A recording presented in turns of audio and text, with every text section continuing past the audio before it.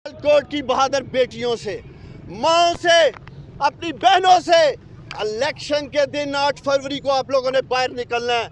आपने ये बताना है कि सियालकोट की माएँ, बहनें, बेटियां अपनी इज्जतों की हिफाजत करना जानती हैं, असमतों की हिफाजत करना जानती हैं, और ये आप जवाब देंगे सारे निकल के अपने वोट की ताकत से। बिस्मिल्लाहिर्रहमानिर्रहीम।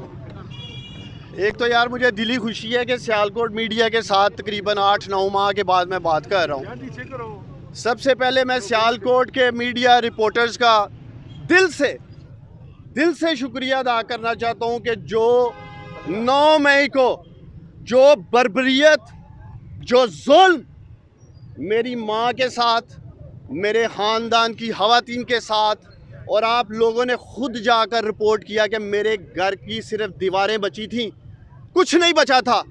मैं सलाम पेश करता हूं सियालकोट के बहादुर मीडिया को कि आप लोगों ने जिस दलेरी के साथ 9 मई को मेरे घर में होने वाले जुल्म को दुनिया भर के सामने रखा। मेरे मीडिया के दोस्तों, एक बार फिर कल रात मैं घर में नहीं था, मेरा छोटा भाई इमरान डार नहीं था, कोई घर में मर्द नहीं था। एक बार फिर सियालकोट पुलिस बेशर्मी के साथ, मैं कहना चाहूँगा, और बगैरती के साथ मेरे घर में घुसी है। एक मिनट, कोई सर्च वारंट नहीं था। वालदा मेरी ने कहा कि आप लोग पिछली दफ़ा भी लाखों रुपए लूट के ले गए थे, जेवर लूट के ले गए थे। सर्च के बहाने आज तक इंक्वायरी नहीं हुई कि 9 मई को मेरे घर में क्या हुआ था, कौन लूट के लेके गया था मेरी माँ का जेवर, कौन लूट के लेके गया था मेरे माँ के पैसे। आज तक ये हक़, अगर मेरे घर की 9 मई की इन्वेस्टिगेशन हो जाती तो आज दोबारा इस सियालकोट की बेशरम पुलिस की हिम्मत ना होती मेरे घर ऐसे आने की। और मैंने सुना है ये डीपीओ सियालकोट हसन इकबाल बेशरम, बगैरत कहूँगा मैं, ये डीपीओ बगैरत है, बयान जारी करते है, उमर डार इश्तिहारी है। और डीपीओ, मैं तुमसे पूछता हूँ, इश्तिहारियों के घर में जाके उनकी माओ के गिरेबानों को हाथ डाला जाता है? बेशरम आदमी, उनकी बीवियों के गिरेबानों को हाथ डाला जाता है, उनकी औरतों के कपड़े फाड़े जाते हैं। और ये वही हसन है पाकिस्तानियों जिसको मरियम नवाज ने शाबाश दी थी।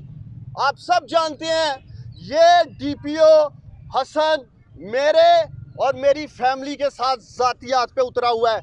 2022-14 मई के जलसे में भी इसने बुलडोज किया था। ये भट्ट साहब खड़े हैं यहाँ ARY से, इन्होंने कवर किया, अमर भट्ट साहब ने, हर चैनल ने कवर किया, आप सब ने दिखाया कि उस वक्त भी इस डीपीओ ने बर्बरियत और जुल्म किया था इस शहर में।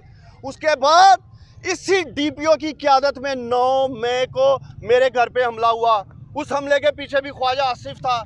ख्वाजा आसिफ की माँ पे इस डीपीओ हसन ने 9 मई को मेरे घर में हमला किया। कल रात भी सियालकोट की पुलिस, मैं समझता हूँ जो बंदी बनी हुई है ख्वाजा आसिफ की, उसके कहने पे मेरे घर पे हमला हुआ।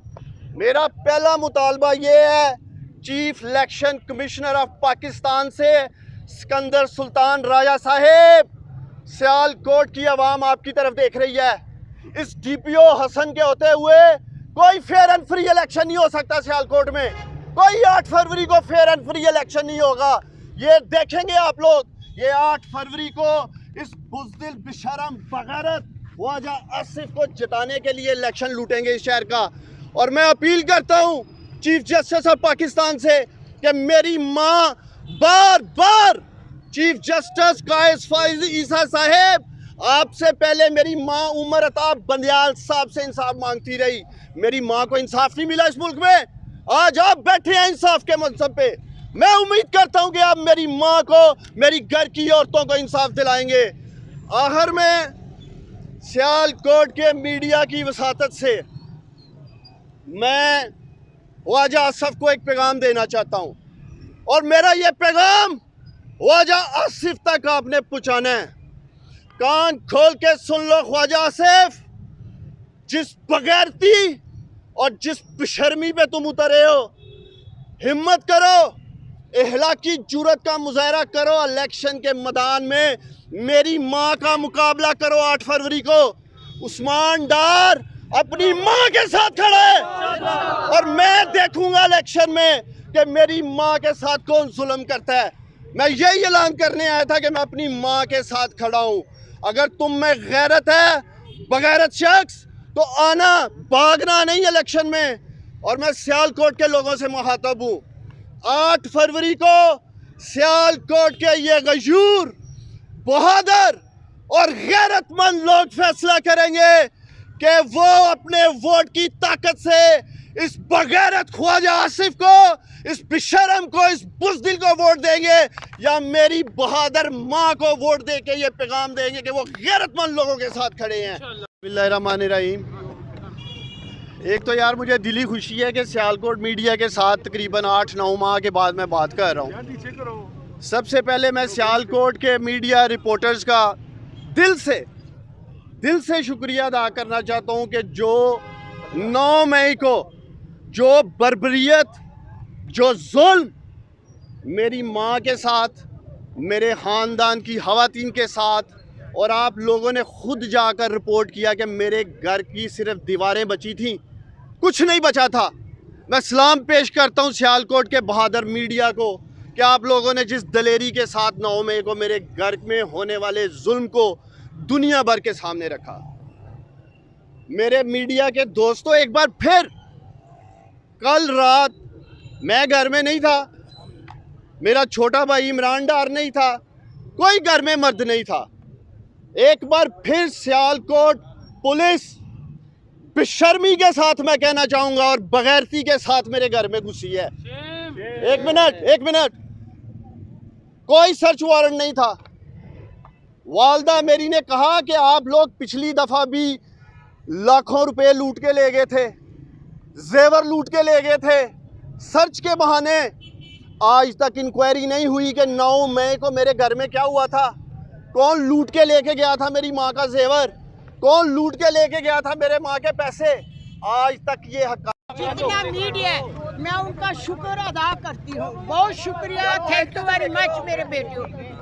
मेरे नाल 9 मई नूं भी बड़ा जुल्म होया सी, मेरी इज्जत नूं हथ डालिया गया, मेरे सर तो चादर उतारी गई, मेरे बाल खींचे गए, मुझे जोर कोप किया गया, मेरी डकैती की गई, मेरा जेवर और पैसा लेके चले गए, मेरे घर को तोड़ा गया, कोई चीज़ नहीं छोड़ी। शहर सियालकोट की आवाम ने, सब शहर सियालकोट ने देखा कि मेरे घर का इन्होंने क्या असर किया।